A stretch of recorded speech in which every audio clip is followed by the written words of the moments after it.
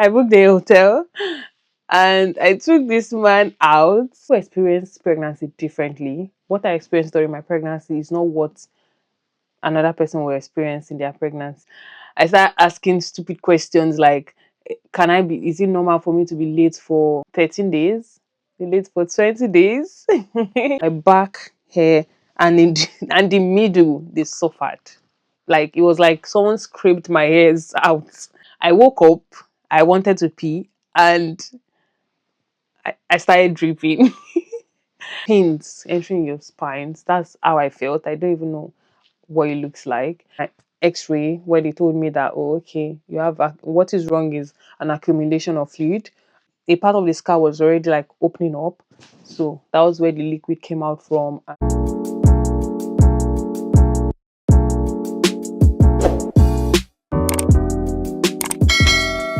Hi guys, welcome back to another video. By the title of this video, you guys already know why we are here. So basically, this video is all about my birth story and my recovery. And I am going to be taking it up from when we got to know that we were pregnant. You guys, so I got to know I was pregnant around late December. Yeah, I got to know I was pregnant late December, and I've been pregnant since November. I mean, I conceived in October when we went out for my man's birthday. I don't know if you guys remember. I made a vlog. There's a vlog on it. So I booked a hotel.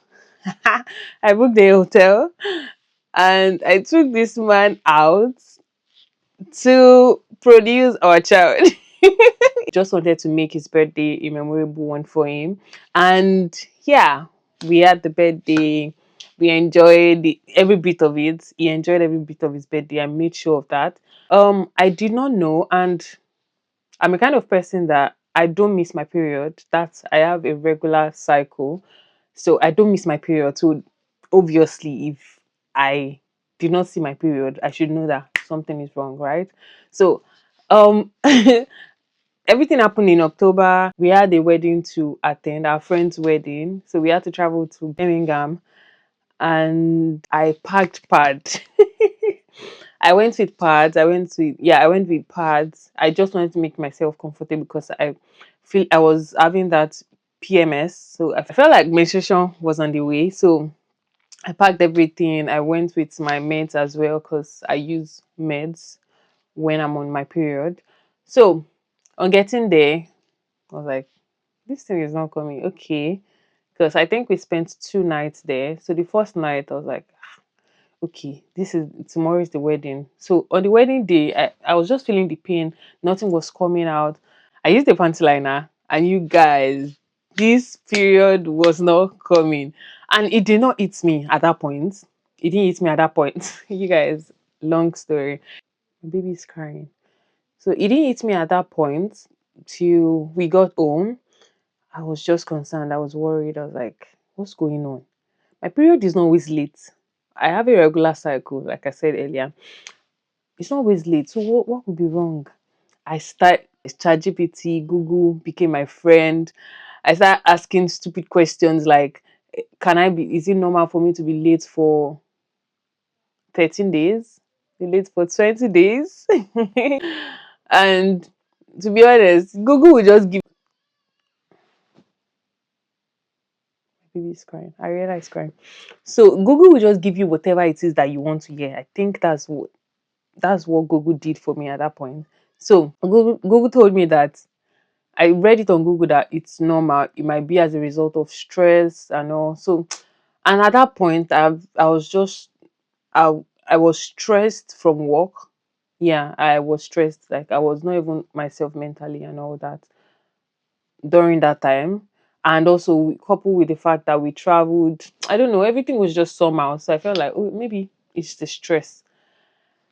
I started counting days. I'm like, Flo was just saying, you're pregnant, you're pregnant. But I was in denial. I did not want to agree that I was pregnant. And it's just because I was not ready. Like mentally, I was just like, oh, I'm not there yet. I'm not ready to become a mother yet. Right. So One day I just messaged my man because he went to work and I was at home. I think it was my off day, but I wasn't feeling too good. So I asked him to get a test kit for me, pregnancy kit. He got two. He got two, guys. He got the digital one and he got the old fashioned one, or will I say it's not analog, but the one that just gives you like a sign. Yeah, it draws line. So if it's negative, it's minus. If it's positive, it's plus. That's the kind of one that I went for. So after then I did, so I was like, oh, let me just try this thing. So I did the first one in the night, and you guys, I saw plus. I wanted to jump out of my skin. I was like, it can't be true. I am not pregnant. This is very, very hard to believe. Just like, okay, let's just leave this. Let's just leave this result. Let's do another one. So I did one in the morning, and voila, still positive. But it took a lot of like courage and strength to be able to say, okay, yes, let's do this. So we now move to the stage of, okay, what do we do? What are the stages? Yeah, what's the next step? What appointment have I missed? What appointment should I go for? Blah blah blah. So I called my GP, and from I think I registered on Google also. No, sorry, not Google, NHS. I think I logged into my NHS app. I made some calls and all. Then I got a midwife. Fast forward to my first midwife appointment. I think before my first midwife appointment, I started feeling I knew I was pregnant then, but I've not attended any appointment, any OB's appointment. So I had a very, very crazy skin reaction. Left like a lot of scars on my skin, like it dealt with my skin. Because I knew I was pregnant, so I just went to my GP, oh, blah, blah, blah, complaining about my skin and everything.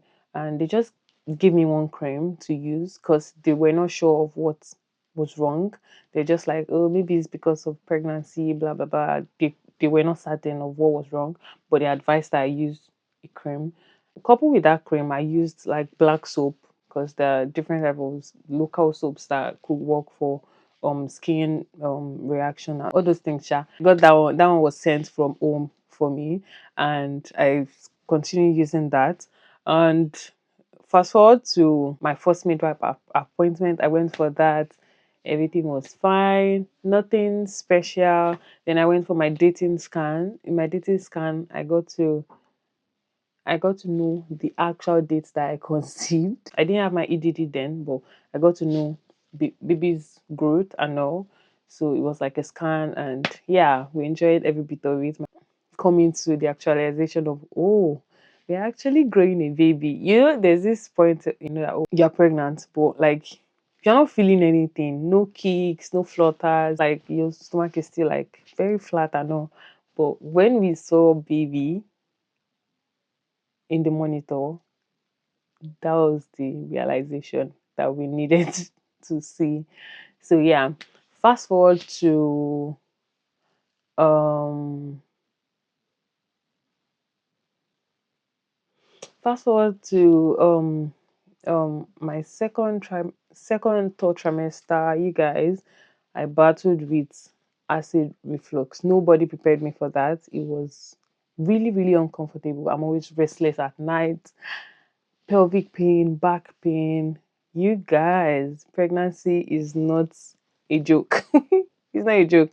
I know like people experience pregnancy differently. What I experienced during my pregnancy is not what another person will experience in their pregnancy. So yeah, it's easy for some people, it's kind of somehow for other people, right? So yeah, we thank God. Yeah, I battled with active reflux, I battled with hair loss, guys.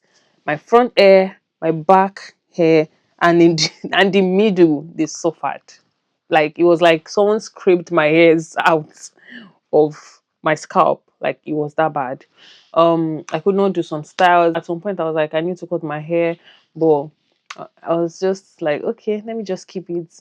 I could not create content at that point. Like the point where I had mad skin reactions and they were not clearing up, I could not do, I could not create content because it was going to draw attention, and I was not even ready to explain why I had that skin reaction or those scars, right? So fast forward to the day of delivery. I was meant to have my baby on the 31st of July. I went for my birthday dinner on the 26th of July. You guys, I took that risk because I just wanted to have fun on my birthday. I wanted to enjoy every bit of it. That was my last birthday as a maybe a pregnant woman. I don't know if that makes sense, but like that was my last pregnancy before Ariella came to life. So yeah, went for my birthday and 31st, baby didn't come, and I had my appointment. I think I had an appointment on the 28th of July, and that was when my midwife started discussing induction for to me. I think we discussed the induction on my 36 weeks appointment, in my 36 weeks appointment, but I was like, oh no, we are not having induction, we are not having C-section as well. We were very, very clear on that.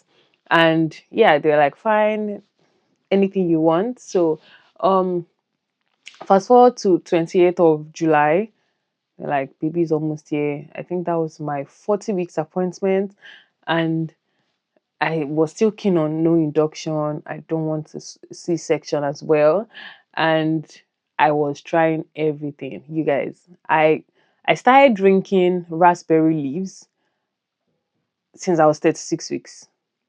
I eat dates. I do exercise. I don't know if maybe it wasn't enough, but like I try my best. Fast forward to um um I had another appointment 4th of August. On my 40 weeks appointment, guys, I had a membrane sweep. And that was because I've actually been running away from membrane sweep. I do not know that it wasn't compulsory, but yeah, I was like, okay, membrane sweep is also going to be like, I don't want to call it an enzyme, but like it's going to also like, it can also work towards you going into labor as soon as possible, like as quick as possible. So I opted for membrane sweep. I had that. It was it was painful. There's no sugar coating. It was painful, but I had that, and baby wasn't coming. I had another appointment, and I was still keen on no induction. Then my midwife was like, okay, fine. We know you don't want induction, but let's just schedule you for an induction for the 12th of August 2025, because it's advisable to have baby after 41 weeks and 7 days. That's the max that you can keep baby in, because as baby starts growing after that date, it starts to like placenta starts to like wear out. The efficiency of the placenta starts to wear out. We need to do something. I was like, okay, 12th of August, we'll do induction if baby is not here. And you guys, on the 7th of August, no, 6th of August, we did a large batch cooking, me and my man, and we had so much fun, even though it was stressful. But yeah, we made sure that we prepared for baby. I think we did shopping a day before. The next day we did batch cooking, just so that we have everything at home if baby comes, so we are not running helter skelter. And yeah, we started that, and the next day, you guys, I woke up, I wanted to pee, and I started dripping. I just checked the bed. We had light colored bed sheets. When I stood up, bed was stained, but it wasn't white, you guys. It was like yellow. It was yellowish, but I was sure that it was my water, because what else could it have been? I rushed to the toilet. I had a wee. I had a wee, and it was still like gushing out. Not gushing, but it was dripping. So I called triage. Triage asked me a lot of questions. I checked Google. Google said the color was okay, but I think triage was just like, oh, I should start, I should come in as soon as possible so that they can check me, because I already said my water wasn't white, it wasn't clear white. And yeah, after then, yeah, I said it wasn't clear white. Then they asked me to come. I had a contraction app on my phone. I started timing my contractions, and at some point the contraction app said you need to start heading to the hospital. That was when I knew, okay, let's do this. Like, we were actually on our way already, but yeah, it just meant that, okay, this is actually labor you are feeling. This is the actual contraction you are feeling, because it wasn't like I had an idea of what contraction was going to feel like. This is my first. And yeah, so we headed to the hospital. I was given like a cubicle where I was monitored, and the pain was, it was just somehow. Then they now moved us to another room. Yeah, they moved us, yeah, to my room, and that was when labor started eating me proper. The first time I was examined, I think I was 1 centimeter dilated in the, because we got into the hospital 11 a.m. and 4 o'clock. As at 4 o'clock, I was still not on 4 centimeter, but it was crazy. The pain was, you guys, I cannot even explain the labor pain. So even before the delivery date, I was keen on no induction, no epidural, because I've been hearing lots of crazy things about epidural. So I said no epidural. I had I don't know if it was Oramov, but like they were just like giving me some pain reliefs just so that I can feel a little bit better, because I was not myself, you guys. After I started having pain relief, at some point I was just like, please, can I have the epidural? So the anesthesian came in and she wanted to give me the epidural. They just, like, they gave me a form to read about what I'm about to take, and I was like, okay, no, I can hold this pain. You guys, I wanted to do macho. I was like, I can hold it. I don't need the epidural anymore. Few minutes, I called for the epidural, guys. So the lady came in, and this is where it becomes scary, guys. So the epidural is meant to like fit in your spine. The anesthesian tried 5 times. You guys, 5 times. And one thing about this epidural, once they are like inserting those things into your spine, you need to like communicate with them.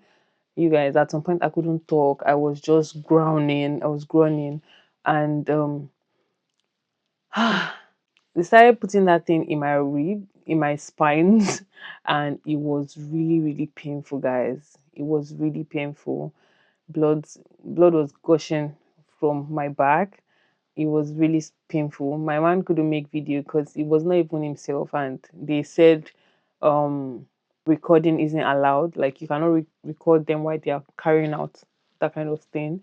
So we couldn't do that. But my man was not actually himself, because it was like, why is something that is meant to like relieve you still giving you pain? You get, like, that was how everybody was feeling. In one word, it was the fifth time, like, the anesthesian tried inserting the epidural, or like the, I don't know what the thing is called, like, but it's meant to like fit into your spine. It's like pins entering your spine. That's how I felt. I don't even know what it looks like. So I tried 5 times, you guys. On the fifth time, it was another anesthesian that did it, and it was successful. So what happens after they fix that thing into your spine is that they now start, like, they pass like a drip into that spine, and that like gives you that comfort that you really want. So I was able to sleep, and as the epidural started wearing out, I'll call, or like they might just come, increase it again. They gave me something like a button to press. So whenever I'm feeling the pain again, I just press, and I feel like that relief. Like, I feel that relief, just like I'm drinking cold water. That's how I felt. So I'll feel that relief, and I'll be able to sleep for a while. So they were still like, what's it called? Examining me. They continued doing the examination on my cervix to know how far dilated I was. So the next morning, like 5 a.m. ish, 5 a.m. Yeah, 5 a.m. or 4 5 sha. Um, we figured that the midwife that was on duty with me that night ran out. Like I think she pressed the buzzer, and that was because baby's heart rate started like going up and down. At some point, it was back to normal, but like it's just scared the midwife. And when they examined me, they figured that baby was baby's head was swollen, my cervix too was swollen, and they advised a C-section. That's my scale. Like I do not want to be caught, and that's because of the recovery. So when they mentioned it, I was like, oh no, I don't want a C-section, blah blah blah. Then they gave us time. Me and my man spoke about it, and we're like, okay, should we do it? Okay, just for the baby and just for myself. Like we need to be okay. That's what matters. It doesn't matter how the baby comes out. So we prayed about it. After prayer, I felt a drop. I felt like maybe like baby went down. Like she was, because they said baby was not down enough. That's another point they made. I called my midwife again to examine me again. So because I told her that I just needed her to examine me to know if I can still go with vaginal delivery. Um and yeah, she checked and she was like, oh yeah, baby's actually down compared to what it was before or the last time we checked. But she said she was going to talk to the doctor, because doctor also was part of those that um advised that we go for the C-section. So doctor came in and doctor examined me again. Doctor was like, oh no, the C-section is the best for us, for both of us, because yeah. And another thing that I forgot to mention is the water, the yellowish water was a meconium. That means baby already pulled inside, and it's a very, very dangerous thing. If baby pulls inside, you need to find a way. Baby needs to go out within that 24 hours. Like there should be no delay, because baby can like eat it and it's going to cause a serious thing. So um yeah, coupled with the fact that baby already had meconium inside with her, we were just scared that, oh, okay, baby needs to come out as soon as possible. So we signed the form, the consent form, we signed it, and voila, we went into the theater. You guys, C-section is actually very fast. I was just regretting that I did not book for the C-section from start. So I had emergency C-section because it wasn't planned. And yeah, we went into the theater. I went into the theater, preparation and all for the um doctors took like 30 minutes, and in 30 45 minutes we had our baby. And I'm trying to like relive that moment. It was a memorable one. I can never forget it. I got to see my baby, like, you Say six guys, o'clock before baby or came six out. thirty. I already had something in my spine, so that was where they passed the pain, the epidural. Was it epidural? Anesthesia into me, just so I don't feel pain when they're operating. So they kept using like ice on my leg, my body, my whole body, just to know where I could feel like something. And they kept doing it till I could not feel anything again. Then they went ahead with the surgery. Fast forward to moving us back to our room for recovery. And yeah, I already had the catheter on. You guys, catheter makes everything easy. I did not even stand up to pee, and I was peeing. I did not even know I was peeing. I do not know until I don't know. I don't know who mentioned it. Then I was like, oh wow, I had the catheter on. It was just so easy. They came, they took out the catheter the next day. They just asked that I give baby breast milk, even though I was not lactating well, but like little bit was coming out, so I just had to feed her. Then we were now moved to like a recovery room. And when we got to the recovery room, um, there was really nothing special till the next day, where they started checking baby, doing a lot of like checks and all, just to be sure that, oh, we were safe to go back home, mother and the child. And what's that one thing I want to remember? Yeah, you guys, we had that we went home the next day. Like we spent like we okay, yes. We went into the hospital on Friday, then we went back on Sunday. It was that fast. So we got home, and you guys, they gave me lots of medicines. They gave me blood thinner as well because I had a C-section.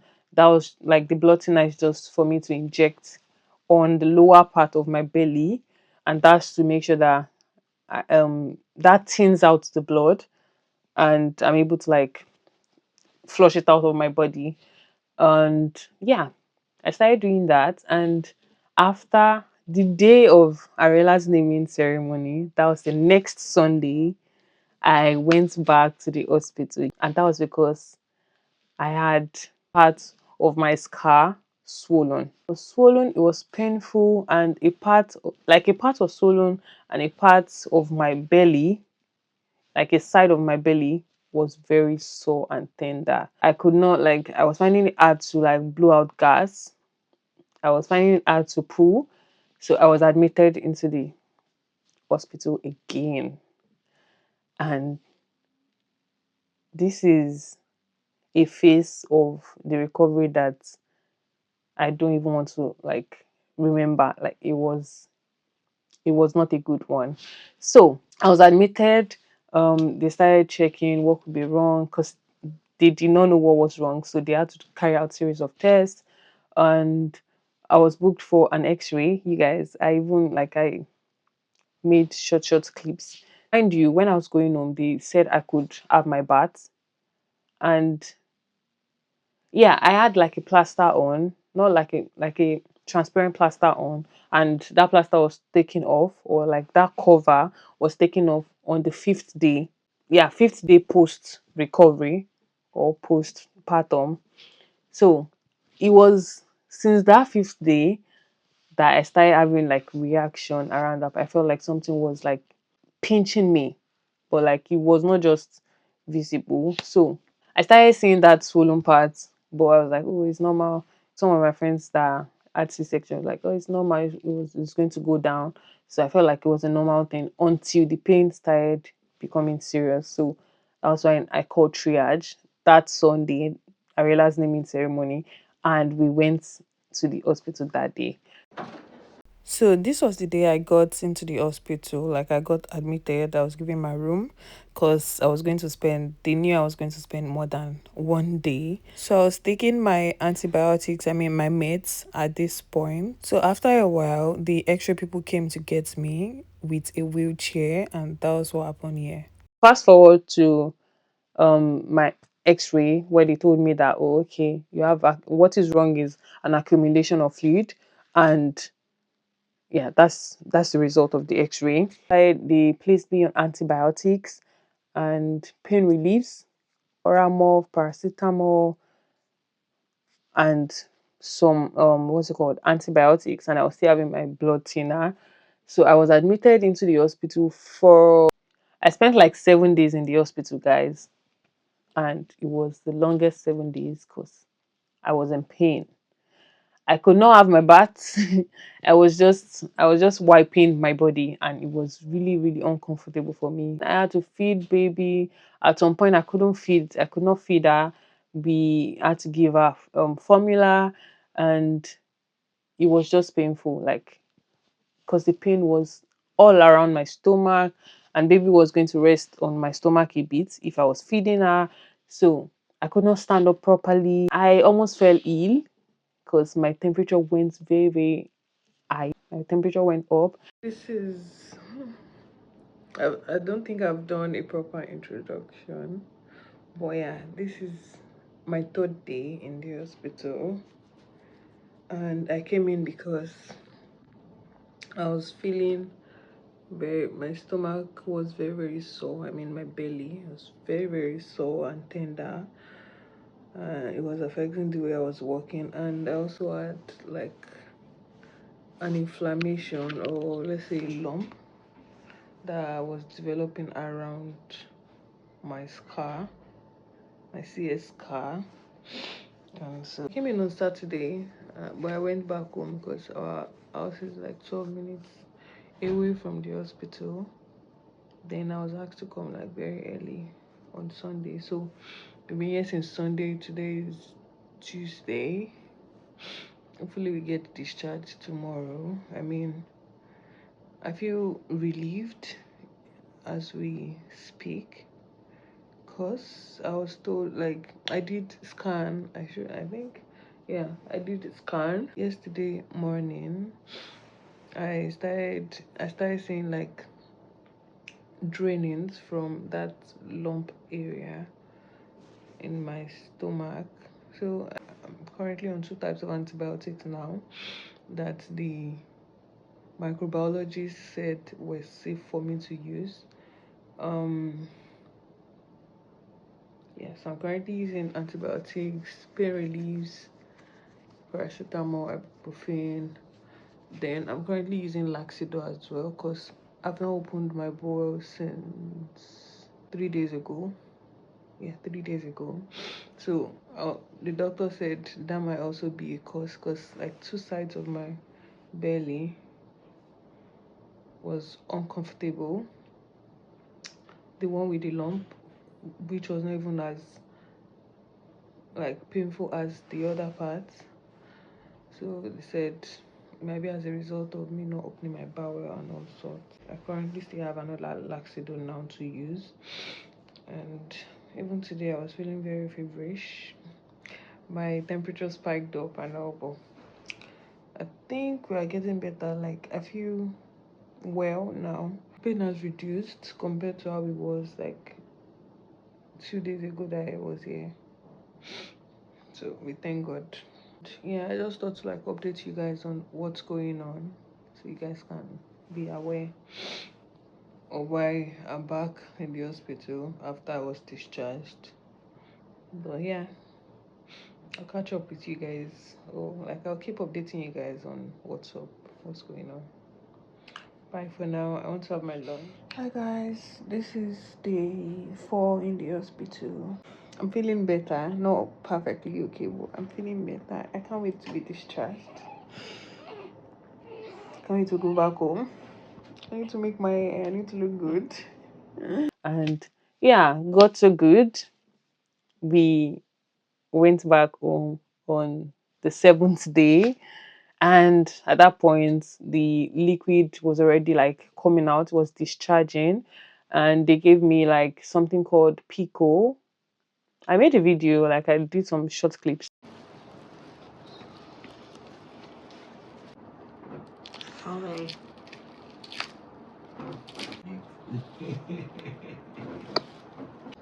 Day 5.